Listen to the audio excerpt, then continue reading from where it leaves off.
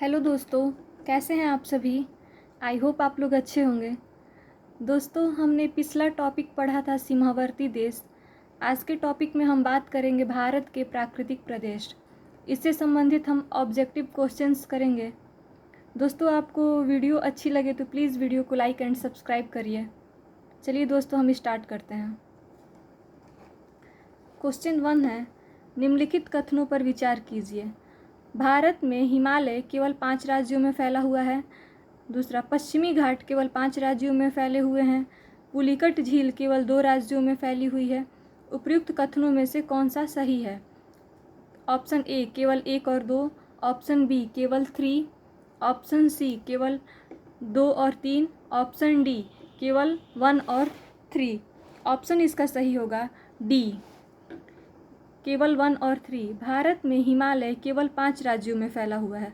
और ऑप्शन 3 है, पुलिकट झील केवल 2 राज्यों में फैली हुई है। आइए इसका एक्सप्लेनेशन देखते हैं। भारत में हिमालय से लगे राज्य सिक्किम, हिमाचल प्रदेश, जम्मू कश्मीर एवं उत्तराखंड तथा अरुणाचल प्रदेश सहित कुल 5 राज्यों में फैला हुआ है। अतः कथन 1 सही है। पश्चिमी घाट भारत में 4 राज्यों में कर्नाटक, केरल, तमिलनाडु एवं महाराष्ट्र में फैला है। अतः कथन 2 गलत है। पुलिकट झील भारत के 2 राज्यों तमिलनाडु एवं आंध्र प्रदेश में फैली हुई है। अतः कथन 3 सही है। तो इसका सही ऑप्शन था डी, केवल पहला और तीसरा। निम्न में से कौन सा विशालतम हिमनद है? ससाइनी, गंगोत्री, जेमू, सियाचिन। ऑप्शन सही होगा सियाचिन। प्रश्न के अनुसार विकल्प में दिए गए हिमनदों की लंबाई के अनुसार क्रम इस प्रकार है। ससाइनी काराकोरम 17.85 किलोमीटर, गंगोत्री उत्तराखंड में 26 किलोमीटर, जेमू सिक्किम और नेपाल में 5 किलोमीटर, सियाचिन काराकोरम क्षेत्र 76 किलोमीटर। अतः उपरोक्त आंकड़ों के अनुसार प्रश्न में दिया गया सबसे विशालतम हिमनद सियाचिन है। विश्व का सबसे बड़ा ग्लेशियर फेडचेंको ग्लेशियर है जो पामीर क्षेत्र में स्थित है। क्वेश्चन नंबर 3, निम्नलिखित में से कौन सी चट्टान प्रणाली भारत में नवीनतम है? विंध्यन, कुडप्पा, धारवाड़, गोंडवाना। ऑप्शन सही होगा गोंडवाना।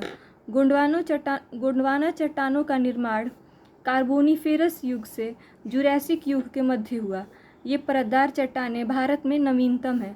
यह चट्टानें कोयला के लिए विशेष रूप से महत्वपूर्ण है। गोंडवाना की चट्टानें कोयला के लिए विशेष रूप से महत्वपूर्ण है। क्वेश्चन नंबर 4, निम्नलिखित राज्यों में से कौन सा पटकाई पहाड़ियों से संलग्न नहीं पूछा है? नागालैंड, त्रिपुरा, मणिपुर, मिजोरम। तो ऑप्शन होगा सही बी, त्रिपुरा। त्रिपुरा पटकाई पहाड़ियों से संलग्न नहीं है। नागालैंड, मणिपुर और मिजोरम है। पटकाई पहाड़ियों से संलग्न भारतीय राज्य है असम, मेघालय, मणिपुर, मिजोरम एवं नागालैंड। विकल्प में दिया गया राज्य त्रिपुरा पटकाई पहाड़ियों से संलग्न नहीं है। त्रिपुरा मीजो पहाड़ियों से संलग्न है। क्वेश्चन नंबर 5, केरल का कुट्टानाड प्रसिद्ध है मीठे पानी की झील के लिए, भारत का न्यूनतम ऊंचाई वाला क्षेत्र, एक प्रवाल द्वीप के लिए, भारत के सबसे पश्चिम में स्थित बिंदु के लिए। ऑप्शन सही होगा भारत का न्यूनतम ऊंचाई वाला क्षेत्र। केरल का कुट्टानाड समुद्र तल से नीचे अपनी खेती के तरीकों के लिए प्रसिद्ध है। यह भारत का न्यूनतम ऊंचाई वाला क्षेत्र है। यहाँ धान की अच्छी खेती होने से इसे केरल का धान का कटोरा भी कहा जाता है। केरल के कुट्टानाड को धान का कटोरा भी कहा जाता है। कौन सा भाग सुनामी प्रभावित क्षेत्र नहीं है? ए बर्मा का तटीय क्षेत्र, बी गुजरात का तटीय क्षेत्र, सी बंगाल की खाड़ी का तटीय क्षेत्र, डी उपयुक्त में से कोई नहीं। तो सुनामी प्रभावित क्षेत्र नहीं है गुजरात का तटीय क्षेत्र। प्रश्नगत विकल्पों में दिए गए क्षेत्रों में गुजरात का तटीय क्षेत्र सुनामी प्रभावित क्षेत्र नहीं है। क्वेश्चन नंबर 7, भारत का सबसे अधिक विस्तृत भू आकृतिक प्रदेश है। भू आकृतिक प्रदेश पूछा है। ऑप्शन ए तटीय मैदान, ऑप्शन बी दक्षिण का पठार, ऑप्शन सी उत्तरी मैदान, ऑप्शन डी उत्तरी पर्वत। आंसर होगा दक्षिण का पठार। भारत को 7 उपभौतिक भू आकृतिक प्रदेशों में बांटा गया है, जिनमें दक्षिण का पठार सर्वाधिक विस्तृत भू आकृतिक प्रदेश है। सबसे विस्तृत है दक्षिण का पठार। क्वेश्चन नंबर 8, निम्न वक्तव्यों पर विचार कर सही उत्तर का चयन कीजिए। हिमालय से निकलने वाली नदियाँ सतत वाहिनी हैं। कथन ए। कारण आर, हिमालय नदियों का उद्गम स्रोत हिमानियों में स्थित है। ऑप्शन ए गलत, आर सही। ऑप्शन बी, ए और आर दोनों सही है, आर ए की पुष्टि करता है। सी, ए और आर दोनों सही है, आर ए की पुष्टि नहीं करता है। डी, ए सही और आर गलत। ऑप्शन होगा बी, ए और आर दोनों सही है, आर ए की पुष्टि करता है। स्पष्टीकरण, हिमालय से निकलने वाली सभी नदियाँ सतत वाहिनी हैं। इन नदियों के उद्गम स्रोत हिमानी में स्थित होने के कारण ही ये नदियाँ सदानीरा और सतत वाहिनी हैं। अतः कथन एवं कारण दोनों सत्य है तथा कारण कथन की पुष्टि भी करता है। क्वेश्चन नंबर 9, शिवालिक पहाड़ियाँ निम्न में किसका हिस्सा है? ऑप्शन ए अरावली, बी पश्चिमी घाट, सी हिमालय, डी सतपुड़ा। तो शिवालिक पहाड़ियाँ हिमालय का हिस्सा है। हिमालय का पर्वत प्रदीय प्रदेश शिवालिक श्रेणी के दक्षिण भाग पर स्थित होने से शिवालिक पहाड़ियाँ हिमालय का हिस्सा है। हिमालय का पर्वतीय प्रदेश है, शिवालिक श्रेणी के दक्षिण भाग में स्थित होने से शिवालिक पहाड़ियाँ हिमालय का हिस्सा है। ये हिमालय की सबसे दक्षिणी श्रेणियों में स्थित पहाड़ियाँ हैं, शिवालिक पहाड़ियाँ। अधोलिखित उच्चावच आकृतियों पर ध्यान दीजिए। पहला, जास्कर पर्वत श्रृंखला, धौलाधर पर्वत श्रृंखला, लद्दाख पर्वत श्रृंखला, कराकोरम पर्वत श्रृंखला। उपरोक्त उच्चावच आकृतियों का दक्षिण से उत्तर की ओर बढ़ते हुए सही क्रम बताइए। दक्षिण से उत्तर की ओर बताना है। ए 2 1 3 4, 2 3 4 1, 4 3 2 1, 4 2 1 3। ऑप्शन सही होगा ए। पहले होगा 2 धौलाधर पर्वत श्रृंखला, फिर जास्कर पर्वत श्रृंखला, फिर लद्दाख पर्वत श्रृंखला, फिर काराकोरम पर्वत श्रृंखला। ऑप्शन सही होगा ए।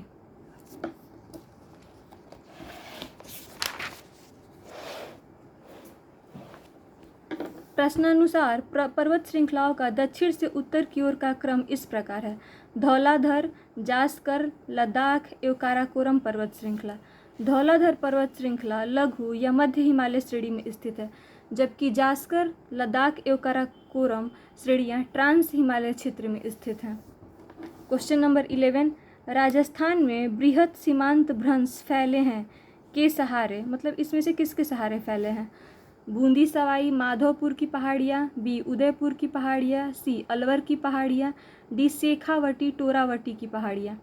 तो राजस्थान में वृहद सीमांत भ्रंश फैले हैं बूंदी सवाई माधोपुर की पहाड़ियों के सहारे।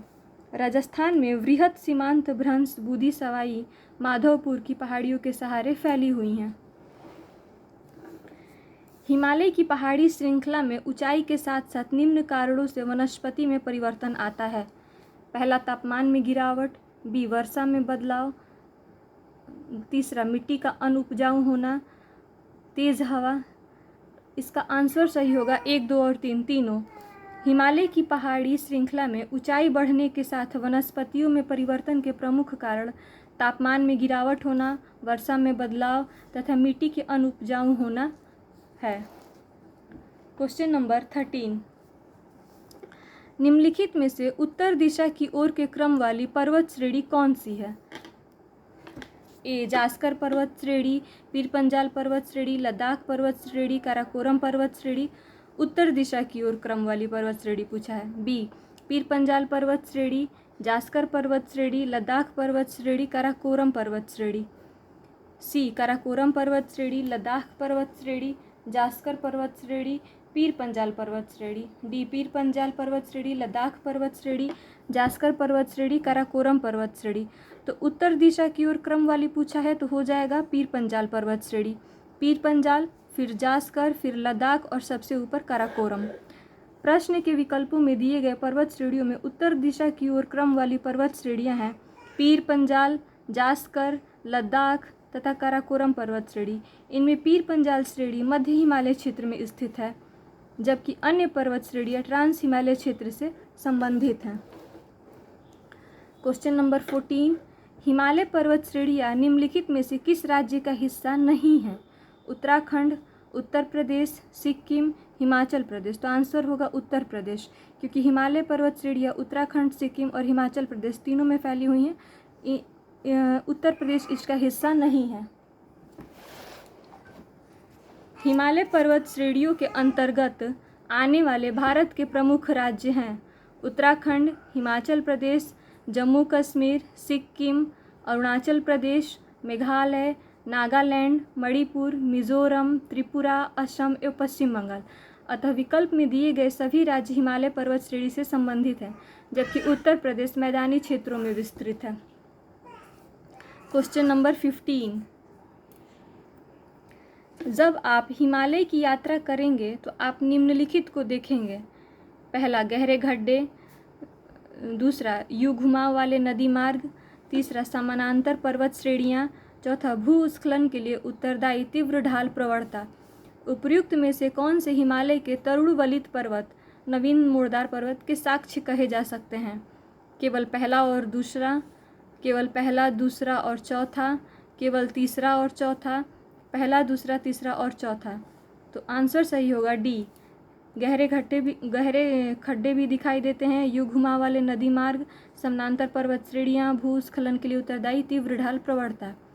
उपर्युक्त विकल्प में दिए गए सभी हिमालय के नवीन वलित पर्वत के साक्ष्य कहे जा सकते हैं। गहरे खड्डे, यू घुमाव वाले नदी मार्ग, समानांतर पर्वत श्रेणियाँ एवं भूस्खलन के लिए उत्तरदायी तीव्र ढाल प्रवणता जैसे साक्ष्य हिमालय पर आसानी से देखे जा सकते हैं। Question number 16। निम्नलिखित समूहों में से कौन सा पूरब से पश्चिम की ओर पर्वत शिखरों का सही क्रम है? A, Everest, Kanchenjunga, Annapurna, Dhaulagiri. B, Kanchenjunga, Everest, Annapurna, Dhaulagiri.